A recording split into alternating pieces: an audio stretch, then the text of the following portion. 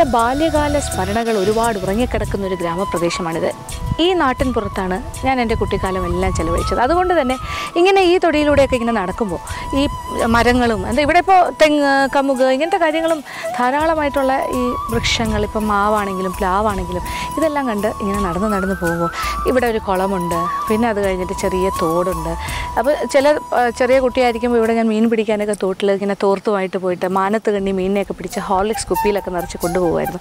പിന്നെ ഈ കുളത്തിലൊക്കെ ആമ്പൽ കുളമാണ്, നല്ല രസമുള്ള ഒരു എന്താ പറയുക, ആ ഒരു അന്തരീക്ഷമാണിത്. അപ്പോൾ അവിടേക്കൊരു തിരിച്ചുവരവും കൂടിയാണ് ഈ ഓണക്കാലം.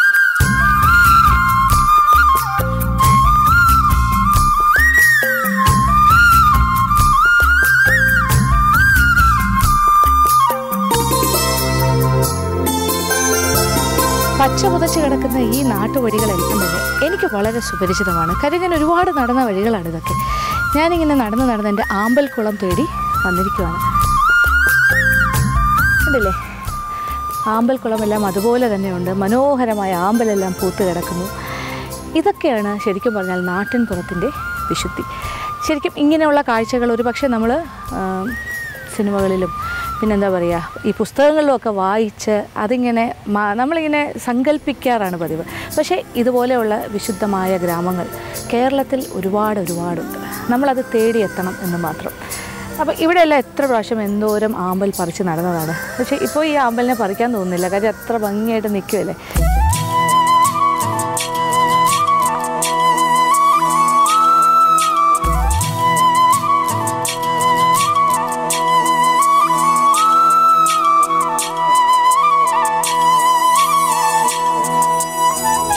കുളക്കടവിൽ നിന്നും ഞാൻ നേരെ എത്തിയിരിക്കുന്നത് പച്ചക്കറി തോട്ടത്തിലേക്കാണ്.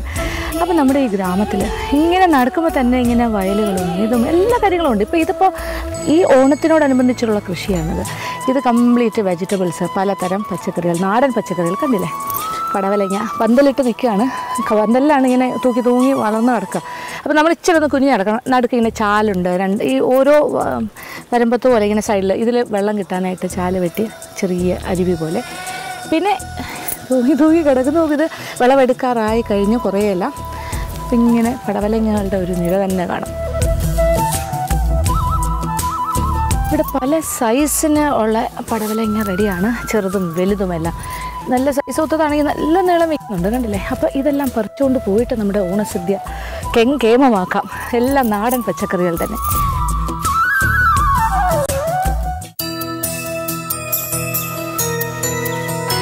അപ്പോൾ ആവശ്യത്തിന് പടവലങ്ങയൊക്കെ പറിച്ചു കഴിഞ്ഞു. ഇനി അടുത്ത വെള്ളരിക്ക തോട്ടത്തിലേക്ക് കയറിയിരിക്കുകയാണ്. കുറച്ച് വെള്ളരിക്കയും വേണം. ഇഷ്ടം പോലെ കായ്ച്ച് കിടക്കുന്നുണ്ട് നമ്മുടെ തോട്ടത്തിൽ.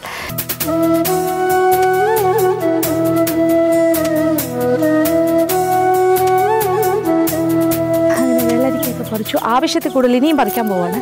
കാര്യം നമ്മളിതെല്ലാം ഉണ്ടാക്കിയിട്ട് പിന്നെ ഒരു പ്രഥമനും നമുക്ക് വെള്ളരിക്കയിൽ തയ്യാറാക്കാം. അത് ഒരു പരീക്ഷണമാണ്, എന്നാലും നോക്കാം. ഞാനിപ്പോൾ നമ്മുടെ ഒരു വാഴത്തോപ്പിലേക്ക് കയറിയിരിക്കുകയാണ്. ഉച്ചയ്ക്ക് സദ്യയ്ക്ക് വേണ്ട ഇലയൊക്കെ വേണ്ടേ, സദ്യ ഒരുക്കിക്കൊണ്ടിരിക്കുന്നു. അപ്പോൾ അതിന് കുറച്ച് ഇല വെട്ടിക്കൊണ്ട് പോകണം. അപ്പോൾ കുറച്ച് ഇല വെട്ടൽ കാര്യത്തിനായിട്ട് ഇറങ്ങിയതാണ്. സദ്യയ്ക്ക് വേണ്ട ഇലയും നമുക്ക് നാട്ടിൻപുറങ്ങളിലാണെങ്കിൽ പൈസ കൊടുത്ത് വാങ്ങേണ്ട നമ്മുടെ തൊടിയിൽ നിന്ന് തന്നെ നമുക്ക് പറിക്കാൻ സാധിക്കും.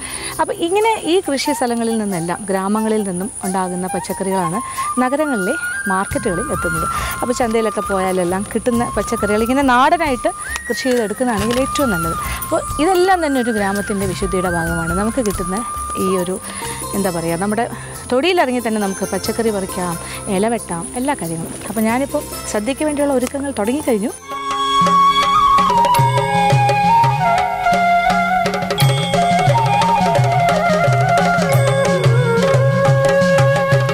അങ്ങനെ സദ്യയ്ക്ക് വേണ്ട ഇലകളുമായി ഞാൻ വാഴത്തോപ്പിൽ നിന്നും എത്തിക്കഴിഞ്ഞു.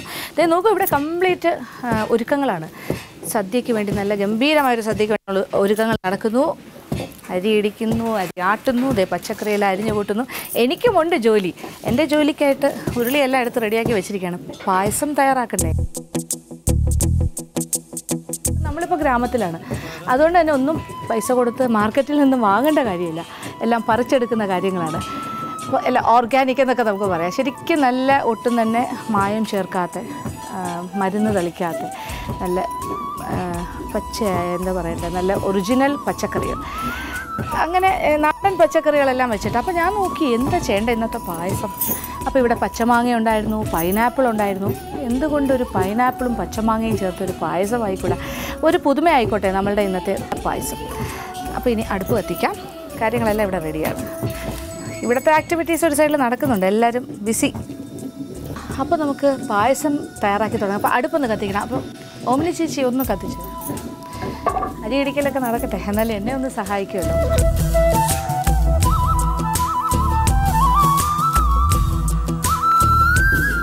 അപ്പോൾ ഓമിനി ചേച്ചിയുടെ സഹായത്തോടുകൂടി അടുപ്പും കത്തിച്ചു കഴിഞ്ഞു. അപ്പോൾ അരി ഇടിക്കൽ തുടരുന്നു.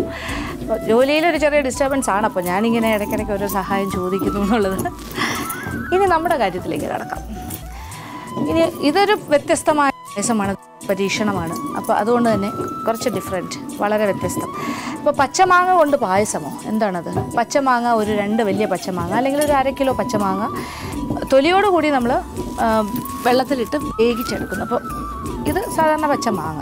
ഇതിനെ വേവിച്ച് കഴിഞ്ഞിട്ട് തൊലി കളയണം. തൊലി കളഞ്ഞിട്ട് അതിനുള്ള മാംസഭാഗം അതിങ്ങനെ നന്നായിട്ടൊന്ന് മാഷ് ചെയ്തെടുക്കുക.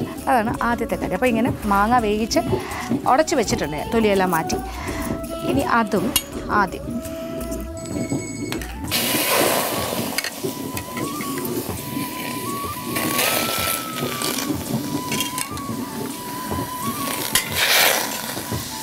അതിലേക്ക് പഞ്ചസാര, 1 കപ്പ് പഞ്ചസാര.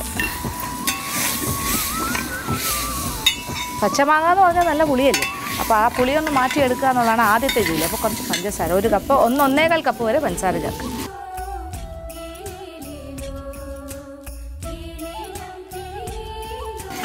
അപ്പോൾ ഇത് നന്നായിട്ട്, സാധാരണ പ്രഥമനും പായസമൊക്കെ ഉണ്ടാക്കാൻ നമ്മൾ വരട്ടി തന്നെയാണ് ചെയ്യുന്നത്.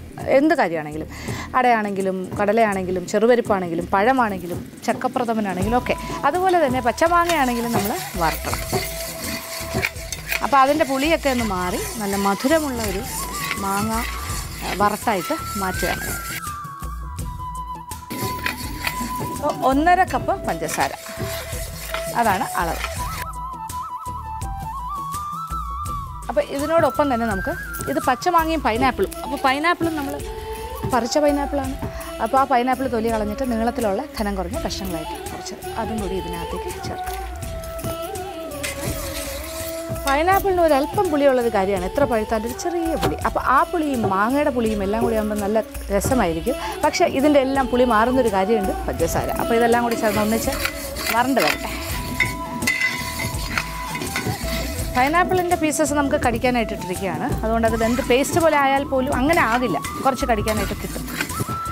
ശരിക്കും നമ്മളെല്ലാം ഇങ്ങനെ പട്ടണത്തിലൊക്കെ ജീവിക്കുന്നതുകൊണ്ട് പലപ്പോഴും ഇങ്ങനെയുള്ള ഈ തനിമ, നാടൻ തനിമയൊക്കെ ഒരുപാട് നഷ്ടപ്പെടുകയാണ്. നമുക്കത് കാണാൻ പോലും സാധിക്കുന്നില്ല എന്നുള്ളതാണ്.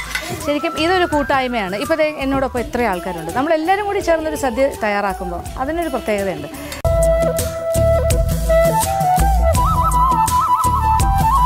ഏതാണ്ട് ഒരു മാംഗോ ബാറിൻ്റെ പാകത്തിനായി വന്നുകൊണ്ടിരിക്കുകയാണ്, നന്നായിട്ട് വറണ്ട് ആ ഒരു സ്റ്റൈലിലേക്ക്. എൻ്റെ മകൻ, ഞാനിപ്പോൾ എന്തായാലും അവർ ചെയ്യുന്ന കാര്യങ്ങളൊന്നും ശ്രദ്ധിക്കുന്നില്ല, ഞാൻ എൻ്റെ പായസത്തിൽ കോൺസെൻട്രേറ്റ് ചെയ്യാണ്. ഇപ്പോൾ നല്ലൊരു പൈനാപ്പിളിൻ്റെയും മാങ്ങയുടെയും എല്ലാം കൂടി ഒരു സമ്മിശ്രമായ മണമാണ് വരുന്നത്. അപ്പോൾ പാകത്തിന് വരണ്ട് കഴിഞ്ഞു. ഇനി എന്താ ചെയ്യേണ്ടത്? ഇനി നമ്മൾ 2ാം പാലും 1ാം പാലും ഒക്കെ എടുത്ത് വെച്ചിട്ടുണ്ട്. അപ്പോൾ ആദ്യം തന്നെ 2ാം പാൽ ഏകദേശം ഒരു 4 കപ്പ് റെഡിയാക്കി വയ്ക്കാം. എന്നിട്ട് ആവശ്യാനുസരണം ഒഴിച്ചു കൊടുക്കുക.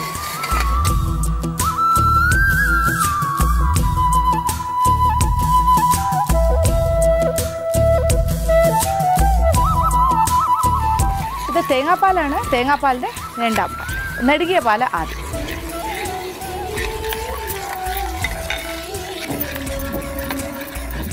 ഈ വരണ്ട് വരുന്ന സ്റ്റേജിൽ നമുക്ക് വേണമെങ്കിൽ ആ ഒരു സമയത്ത് കുറച്ച് നെയ്യും കൂടി വേണമെങ്കിൽ ചേർത്ത്, കുറച്ചുകൂടി ഇച്ചിരി നെയ്യും കൂടി ചേർത്ത് വറക്കണം. എന്നിട്ട് പാലൊഴിച്ച് കൊടുത്താൽ മതിയാവും. ഇനി ഇതൊന്നുകൂടി ഒന്ന് കുറുകണം. കുറുകി ഒരു പായസ പാകമാകുമ്പോൾ നമ്മൾ 1ാം പാൽ ചേർക്കും. ഇച്ചിരി നെയ്യും കൂടി ചേർത്ത് കൊടുക്കാം. നല്ല ചൂടാണ്, അടുപ്പിൻ്റെ അടുത്തിരിക്കുന്നതുകൊണ്ട്. അപ്പോൾ പായസം ഒന്ന് നന്നായിട്ടൊന്ന് തിളച്ച് കുറുകട്ടെ. അത് കഴിഞ്ഞിട്ട് എന്ത് എളുപ്പമല്ലേ, പെട്ടെന്നായി. കാര്യം ഇത് നമ്മൾ ഗ്യാസിലൊക്കെ ഉണ്ടാക്കുന്നതിനെക്കാട്ടിലും എളുപ്പമാണ്. ഈ അടുപ്പ് കത്തിച്ച് ചെയ്താൽ പെട്ടെന്ന് കാര്യം നടക്കും, പെട്ടെന്ന് വരണ്ട് കിട്ടും, പെട്ടെന്ന് നമുക്ക് ചെയ്യാൻ സാധിക്കും. അതിൻ്റെ രുചിയൊന്ന് വേറെ തന്നെയാണ് അടുപ്പിൽ പാകം ചെയ്യുന്നത്. അപ്പോൾ നമ്മളുടെ പായസം ഏതാണ്ട് റെഡിയായി. അവിടെ അരിയാട്ടി തീരാറായി, ഞാൻ പായസം ഉണ്ടാക്കി കഴിയാറായി. ഇനി ഒന്നാം പാൽ.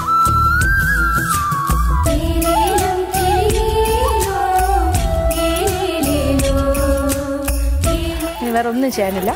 കുറച്ച് ഏലക്കാപ്പൊടി, 1 ടീസ്പൂൺ ഏലക്കാ പൊടിച്ചത്. ഈ ഏലക്കാപ്പൊടിയും നെയ്യും എല്ലാം ചേർന്ന് വരുമ്പോഴാണ് പായസത്തിൻ്റെ മണം വരുന്നത്.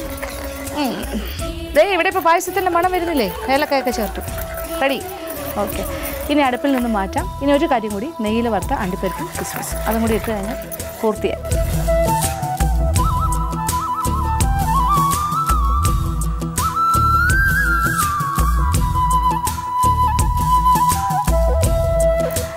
ഇനി കുറച്ച് നെയ്യ് ചൂടാക്കി അണ്ടിപ്പരിപ്പ് വറുത്തിട്ടാൽ മാത്രം മതി.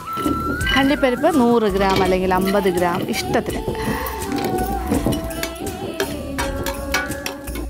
ഇതിൻ്റെ കൂടെ കിസ്മിസ്, മുന്തിരിങ്ങ.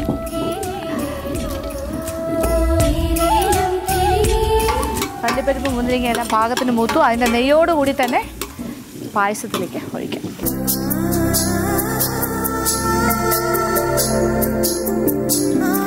അങ്ങനെ നല്ല സ്വാദിഷ്ടമായ പച്ചമാങ്ങ പൈനാപ്പിൾ പായസം.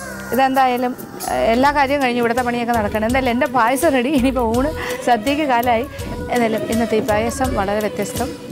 അപ്പോൾ ഈ എന്താ പറയുക, നമ്മുടെ വീട്ടുമുറ്റത്ത് നിന്ന് തന്നെ പറിക്കാൻ പറ്റുന്ന കാര്യങ്ങൾ, നമ്മൾ കൃഷി ചെയ്യുന്ന കാര്യങ്ങൾ, ഇതൊക്കെ കൊണ്ട് നമുക്ക് പായസം തയ്യാറാക്കാം.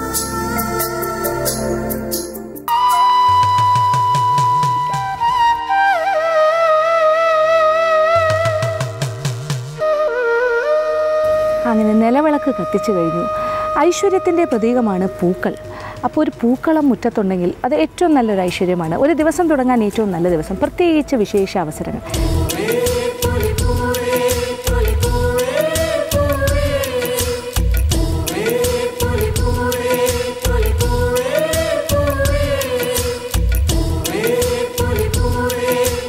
സത്യത്തിൽ ഈ ഊഞ്ഞാല് കാണുമ്പോൾ എനിക്കെൻ്റെ കുട്ടിക്കാലമൊക്കെയാണ് ഓർമ്മ വരുന്നത്. ഒരുപാട് ഊഞ്ഞാലിൽ ഇങ്ങനെ ആടി തിമിർത്തൊരു കാലമുണ്ടായിരുന്നു. സത്യത്തിൽ ഇപ്പോൾ ഇങ്ങനെ ഒന്ന് ആലോചിക്കുമ്പോൾ ഇപ്പോൾ വിദേശത്തും പട്ടണങ്ങളിലും ഒക്കെ താമസിക്കുന്ന മലയാളികൾക്ക് ഗൃഹാതുരത്വത്തോടു കൂടി ഓർമ്മിക്കാൻ പറ്റുന്നൊരു കാര്യമാണ് ഈ ഊഞ്ഞാലൊക്കെ. ഇപ്പോൾ എത്ര പേർക്ക് സാധിക്കുന്നുണ്ടാവും ഊഞ്ഞാലൊക്കെ ആടാൻ? പക്ഷേ നമ്മളെല്ലാം കൊതിക്കുന്നില്ലേ ഒന്ന് ഊഞ്ഞാലാടി ഇങ്ങനെ, എന്താ പറയണ്ടേ, എന്താ സന്തോഷം. നല്ല രസകരമായൊരു അനുഭവമാണ് ഊഞ്ഞാലാട്ടം.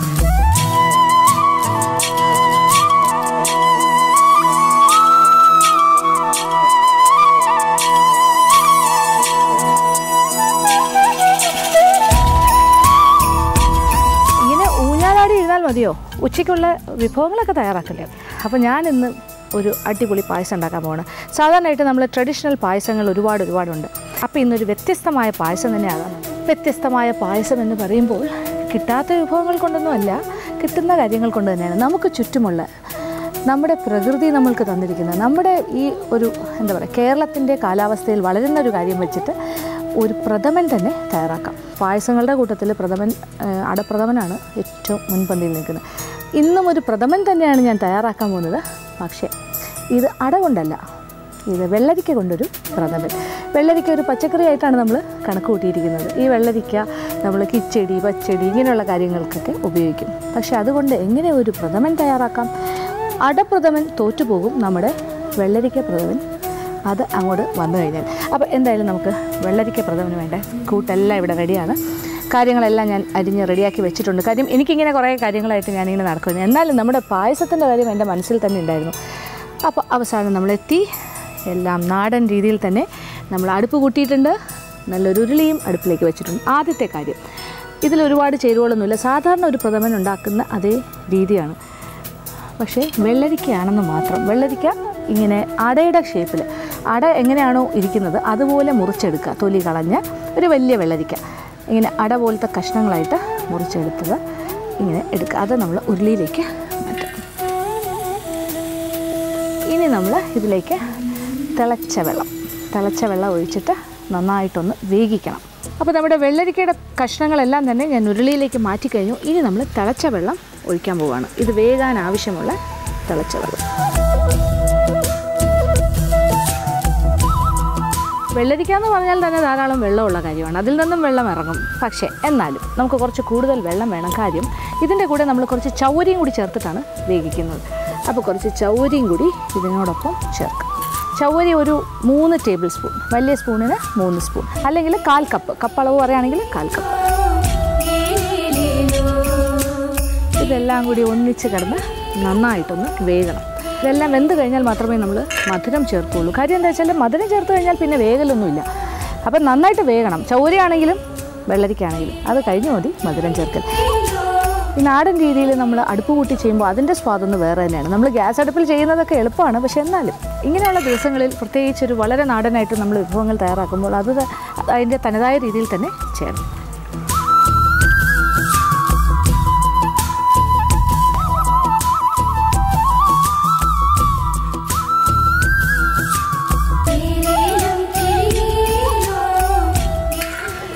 അങ്ങനെ നമ്മുടെ വെള്ളരിക്ക പ്രഥമൻ്റെ ആദ്യത്തെ ഭാഗം കഴിഞ്ഞു. വെള്ളരിക്കയും ചൗവരിയും പാകത്തിന് വെന്തു, കുറച്ച് വെള്ളം മാത്രമേ ബാക്കിയുള്ളൂ. ഇപ്പോൾ ഇത് കണ്ടു കഴിഞ്ഞാൽ അട വെന്ത് കിടക്കുന്ന പോലെയല്ലേ ഇരിക്കുന്നത്. അടപ്രഥമന് വേണ്ടി നമ്മൾ അട വേവിച്ചു എന്ന് തന്നെ വിചാരിക്കുക, പക്ഷേ ഇത് വെള്ളരിക്കയാണെന്ന് മാത്രം. ഇപ്പോൾ ഇനി അടുത്തതായിട്ട് അതിലേക്ക് 3/4 കിലോ ശർക്കര പൊടിച്ചെടുത്തത്. അപ്പോൾ ഇതൊരു വലിയ വെള്ളരിക്കയാണ്. ഇപ്പോൾ അതേ 3/4 കിലോ ശർക്കര പൊടിച്ചത് നമ്മൾ അമ്മിക്കല്ലിൽ വെച്ചൊന്ന് പൊടിച്ചെടുത്താൽ മതിയാകും. ഇതിൻ്റെ 3/4 കിലോ അളവാണ്. പിന്നെ ശർക്കരയുടെ ഉണ്ട ശർക്കരയാണെങ്കിൽ ഒരു 3 വലിയ ഉണ്ട ശർക്കര, ആ അളവാണ് എടുക്കുന്നതെങ്കിൽ അങ്ങനെ. ഇനി ഇത് രണ്ടും കൂടി കിടന്നിട്ട്, ഇപ്പോൾ ചൗവരിയുണ്ട്, വെള്ളരിക്കയുടെ കഷ്ണങ്ങളുണ്ട്, ഇനി ഈ ശർക്കരയും കൂടി കിടന്ന് നന്നായിട്ടൊന്ന് വരണ്ട് വരണം. അപ്പോൾ ശർക്കരയൊക്കെ നന്നായിട്ട് ഉരുകി ഇതിൻ്റെ കൂടെ മിക്സായി. ഇപ്പോൾ ഇത് നല്ല ശർക്കര ആയതുകൊണ്ടാണ് ഞാൻ പൊടിച്ചിടുന്നത്. അല്ലാത്ത ശർക്കര ആണെങ്കിൽ നമ്മൾ അരിച്ച് ഒഴിക്കണം. എന്തായാലും ശർക്കരയും എല്ലാം കൂടി കിടന്നൊന്ന് വരണ്ട് വരണം. വരണ്ട് വരുന്ന കുറേ വരണ്ടിങ്ങനെ വന്നു കഴിയുമ്പോൾ നമ്മൾ കുറേശ്ശെ നെയ്യും കൂടി ഒഴിച്ചു കൊടുക്കണം. ഈ ഒരു സ്റ്റേജിൽ നമ്മൾ ഇടയ്ക്കിടയ്ക്ക് ഇളക്കി കൊടുത്താൽ മതി. കാര്യം ഇപ്പോൾ ഇച്ചിരി ചാറായിട്ട് കിടക്കുകയാണ്, ശർക്കരയൊക്കെ ഇങ്ങനെ ഉരുകി നല്ലതായിട്ട് ഇങ്ങനെ ലൂസാണ്. ഇനി ഇത് ടൈറ്റായി തുടങ്ങുമ്പോഴാണ് ഇടയ്ക്ക് കൂടുതലായിട്ട് ഇളക്കി കൊടുക്കേണ്ടത്. അടി പിടിക്കാൻ പാടില്ല. ആ സ്റ്റേജിലാണ് കുറേശ്ശെ നെയ്യും ഒഴിച്ചു കൊടുക്കേണ്ടത്. വെള്ളരിക്കയുടെ കഷ്ണങ്ങളെല്ലാം ശർക്കരയിൽ കിടന്ന് നന്നായിട്ട് ഏതാണ്ട് ഇങ്ങനെ ടൈറ്റായി തുടങ്ങി. ഇനി നമ്മളിതിലേക്ക് കുറച്ചിങ്ങനെ കട്ടിയായി വരികയാണ്. കുറച്ച് നെയ്യ് ഒഴിച്ചു കൊടുക്കുക. 1-2 ടേബിൾ സ്പൂൺ നെയ്യും കൂടി ചേർത്ത് ഒന്നുകൂടി ഒന്ന് വറുത്തിയെടുക്കും. ശരിക്കും നന്നായിട്ട് ശർക്കര വരണ്ട് ഇതിൻ്റെ കൂടെ ഇങ്ങനെ യോജിച്ച് കിട്ടും. ഇനി അടുത്ത സ്റ്റെപ്പ് എന്ന് പറഞ്ഞാൽ സാധാരണ പായസം പ്രഥമനൊക്കെ തയ്യാറാക്കുന്ന പോലെ തന്നെയാണ്. രണ്ടാം പാല് തേങ്ങയുടെ 2 പാൽ അതൊഴിച്ചു കൊടുക്കാം.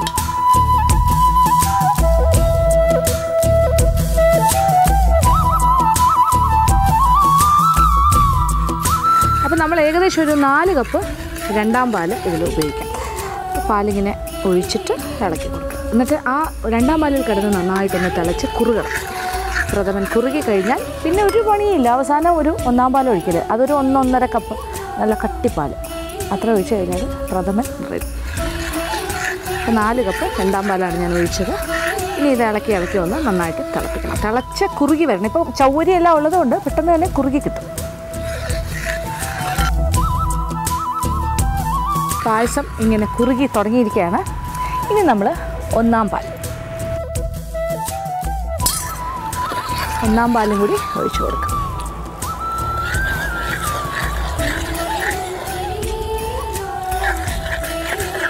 ഇപ്പോൾ നോക്കൂ, ശരിക്കും വെള്ളരിക്കയുടെ കഷ്ണങ്ങളെല്ലാം തന്നെ അട കിടക്കുന്ന പോലെ ഇങ്ങനെ കിടക്കുന്നുണ്ട്.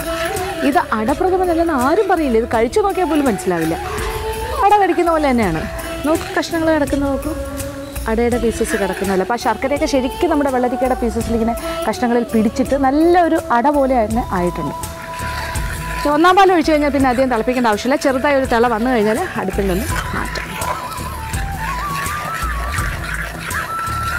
അപ്പോൾ ഇനിയൊന്നുമില്ല, നമ്മൾ ഏലക്കാപ്പൊടി ചേർക്കുന്നു. 1 ടീസ്പൂണോളം ഏലക്ക പൊടിച്ചത്. ഈ ഏലക്കാപ്പൊടി ചേർത്ത് കഴിഞ്ഞാൽ ശരിക്കും ഒരു പ്രഥമൻ്റെ മണം വരുള്ളൂ. ഇനി ഒന്നുമില്ല, ഇനി അടുപ്പിൽ നിന്നും മാറ്റുന്നു. എന്നിട്ട് അണ്ടിപ്പരിപ്പ് കിസ്മിസും നെയ്യിൽ വറുത്ത് പ്രഥമൻ്റെ മുകളിലേക്ക് ഒഴിക്കും. അപ്പോൾ അടുപ്പിൽ നിന്നും മാറ്റാം. ഇനി നമ്മൾ കുറച്ച് നെയ്യ് ഒരു പാത്രത്തിലേക്ക് ഒഴിച്ചിട്ട് അണ്ടിപ്പരിപ്പ് കിസ്മിസ് ഇതിലിരിക്കട്ടെ അല്ലേ, അണ്ടിപ്പരിപ്പും കിസ്മിസും എല്ലാം അതും കൂടി ചേർത്ത് നന്നായിട്ടൊന്ന് മൂപ്പിച്ച് നമ്മൾ ആ നെയ്യോട് കൂടി തന്നെ പ്രഥമനിലേക്ക് ഒഴിക്കാം. അണ്ടിപ്പരിപ്പും കിസ്മിസും പ്രഥമനിലേക്ക്.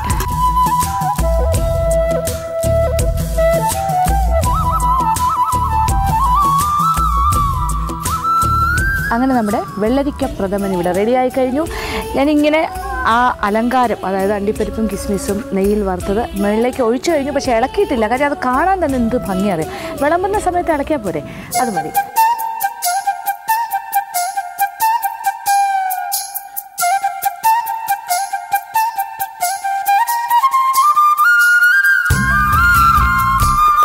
അങ്ങനെ നമ്മളുടെ പ്രഥമൻ തയ്യാറായി കഴിഞ്ഞു. ഉച്ചയൂണിന് സമയമായിട്ടുണ്ട്. അപ്പോൾ ഇന്നത്തെ വിശേഷപ്പെട്ട വിഭവങ്ങളുടെ കൂട്ടത്തിൽ, സദ്യകളുടെ കൂട്ടത്തിൽ നമ്മുടെ ഈ പ്രഥമനും ഒരു പ്രധാന വിഭവം തന്നെയാണ്.